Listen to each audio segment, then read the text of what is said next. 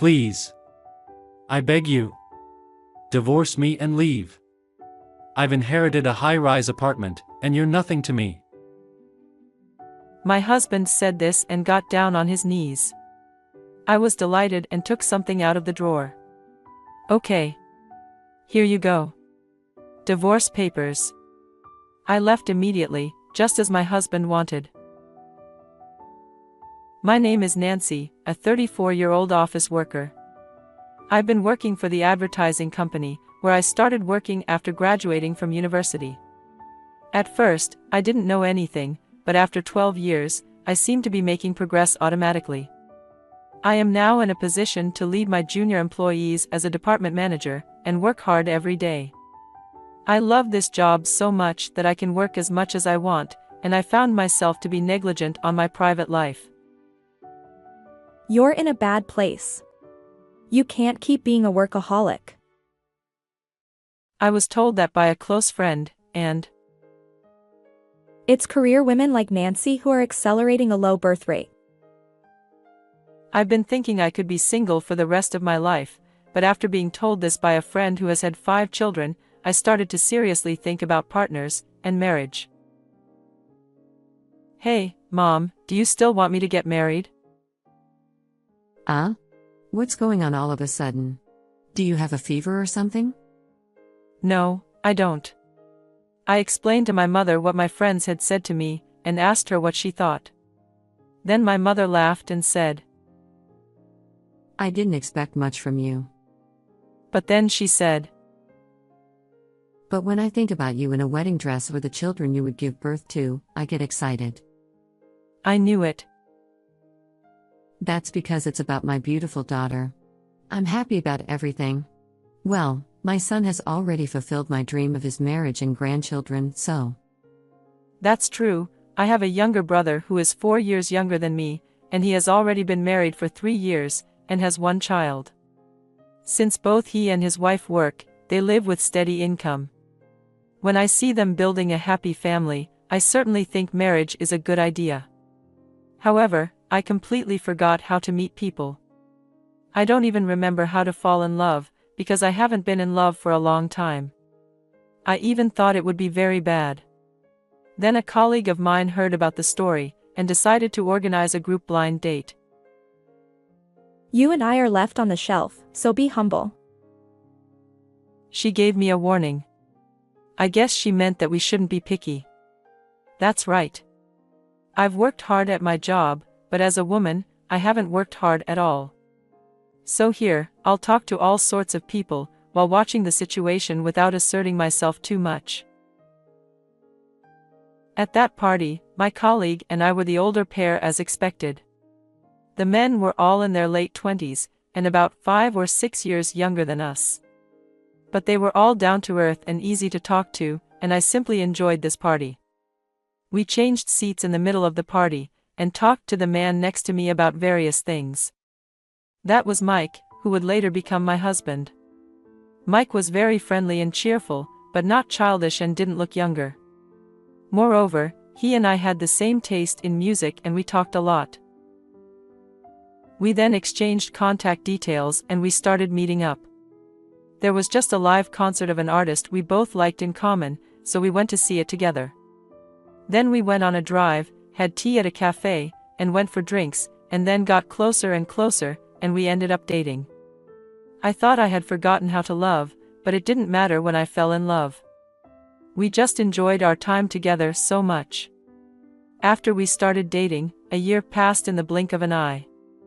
I don't think a year has ever felt so fast. One day, he invited me to a fancy restaurant with a night view. I found myself expecting something, like, I wonder if, while having dinner together. The food was delicious, but I was more excited about what was going to happen next. Then he took out a ring from his suit pocket and proposed to me. Nancy, will you marry me? From now on, we will raise a loving family together. Yes. That's how I got married. When I told my friend that I had decided to get married, she was so happy she cried. I'm glad you finally grabbed happiness, Nancy. Thank you. Please come to our wedding. Of course I will. When I told my parents, they were both very happy, too. I knew that both my father and mother were looking forward to my marriage. Then we had both families meet each other and had our wedding. My friends and colleagues all congratulated us and I experienced the greatest happiness. Then my married life with Mike began. Hi, Nancy, you're back. Yeah, I'm home. Dinner is ready. It's keema curry, today. Looks delicious. I'm gonna go and change. Since my husband finishes work earlier than I do, he always cooks. To be honest, I'm not good at cooking, so it's very helpful. Also, my husband cooks delicious food. He says that he cooks from recipes, so it's not his own ability, but I think it's amazing that he can still follow the recipe. I think he is a very good cook, because his food tastes really good. Thanks to my husband's cooking, I can work overtime without worrying, and even when I come home tired, tasty and nutritious meals help my body recover. I felt very happy that I was able to get such a good husband. While spending happy days with my husband like this, I had no doubt that we would eventually have children and raise a loving family. However, about a year into our new married life, I had a slight concern. It was that my husband always carried his smartphone with him, wherever he went. I'm sure there are men like that, but he used to leave it on the table, when we first married, or leave it where I could see it, when he went to the toilet or bath. Suddenly, as if he had changed, he started always keeping his smartphone on him, which made me a little uncomfortable. I decided to take the plunge, and asked him about it, because it was happening so often. You've been clutching your smartphone all the time lately, but you didn't used to do that, did you? My husband was upset when I said that, and after he had shifty eyes, and he said, Oh, so I can respond immediately when I get a work call or something. I thought it was all suspicious, but I still wanted to trust my husband. Let's stop prying and not suspect anything. I tried to convince myself, and not to say anything else for the time being. However, the more I tried to trust him, the more suspicious things became increasingly noticeable. He happened to go to the convenience store late at night often. I'm going out for a bit to a convenience store. What for? I want to eat something sweet. I'm thinking of buying some sweets. I'll get some for you too, Nancy. Oh, thank you. At first, I thought he simply wanted something sweet. But he goes to the convenience store too often for that. Moreover, it only takes about 5 minutes to get to the convenience store, so even if he needed time to decide what to buy, he should be able to come back in about 15 to 20 minutes. However, he never came back from the convenience store within 40 to 50 minutes. So if he wanted something sweet all the time, I once bought him something sweet from a pastry shop on my way home from work. However, he didn't seem to be very happy and said, "Thank you," with a wry smile. At that time, I realized that going to the convenience store wasn't his objective. What on earth is he doing there? I was very worried, but I didn't know how to ask. Besides, he started going to drinking parties on weekends. Until now, he used to come home straight after he finished work on time, and cook dinner for 2 of us, but recently he has been saying that he has a drinking party with his colleagues, and has not come home until late at night, or early in the morning. If he gets very busy at work, and has to drink with his colleagues, then I would try to show some understanding, but it doesn't seem that way when I look at him. Rather, he seems to be looking forward to drinking with nothing to do with work. As such, the number of points that seemed suspicious kept increasing, and I felt on edge. Could my husband possibly be having an affair? I couldn't help but keep having these thoughts. I wanted to believe that it wasn't true. At that time, I was still in love with my husband. But my husband continued to behave suspiciously. He always kept his smartphone on him, went to the convenience store every night, and went out drinking on weekends. I was getting more and more frustrated, and it was rough. when I was having such a hard time, I received a certain call from a friend.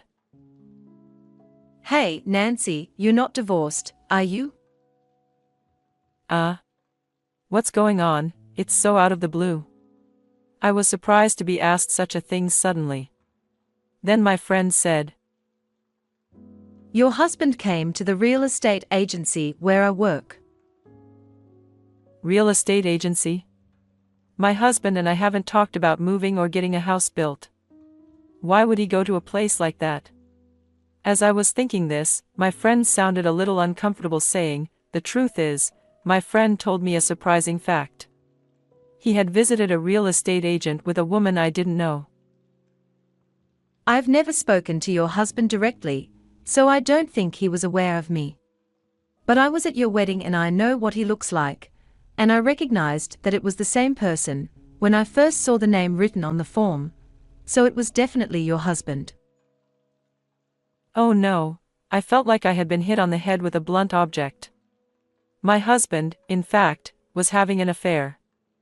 There is no absolute evidence, but I guess that's what it is. My husband's suspicious behavior up until now made sense. I felt like I had connected the dots. I didn't want to think that, but I knew it was what I had expected. I was shocked, but I also got over it. Even I was surprised that I fell out of love with my husband. Then, I decided to ask a private detective to investigate to get solid evidence.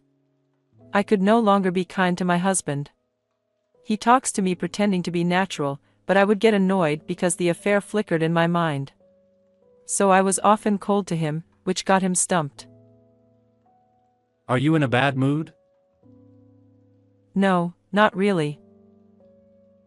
Okay. My husband looked awkward, and quietly went into his room and didn't come out for a while. Then my husband said that he started to get more business trips starting this month, and started to be away from home for 2 or 3 days a week. But I know. He is just going to his other woman's house. I found this out from the results of the investigation from the private detective, which I received later. Around the time I received the investigation results, I was ready for a lot of things, and seriously started moving towards divorce. However, something unexpected happened. My father-in-law passed away. I wanted to attend my father-in-law's funeral, because he had been very nice to me. If I divorced first, I would not be able to attend the funeral. So I once decided not to file for divorce for the time being, and wait until the funeral was over. After attending the funeral and seeing my father-in-law off well, I finally decided to say goodbye to my husband. However, my husband said goodbye before I did. Nancy, I know it's selfish of me, but I want a divorce. I was surprised that my husband brought up the divorce.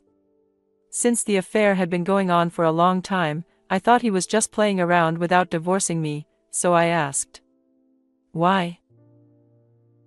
Well, that's... My husband was at a loss for words. He didn't expect me to ask him why. I think he is always too lax. The bad thing about him is that he doesn't think properly and deeply. Well, that's probably why he has an affair. My husband couldn't come up with a good reason, and said something like this. I just aim to marry into money. If you are a director of a big company, I can have a good time. But I felt we grew apart and it wasn't what I thought it would be. Please, I beg you. Divorce me and leave.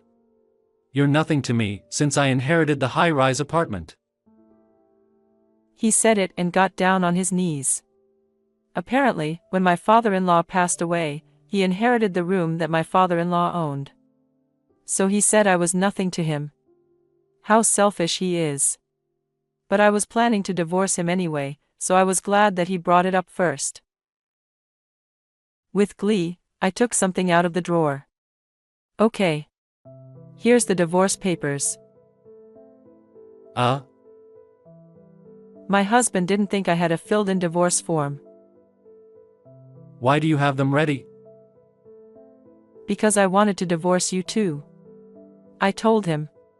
He was a little surprised, but said, Oh, did you? Well, I guess it's a small world then. He laughed and signed the divorce papers. This house will be mine. Well, good luck with your life from now on. He looked down on me, saying like that. I left immediately just as he wanted.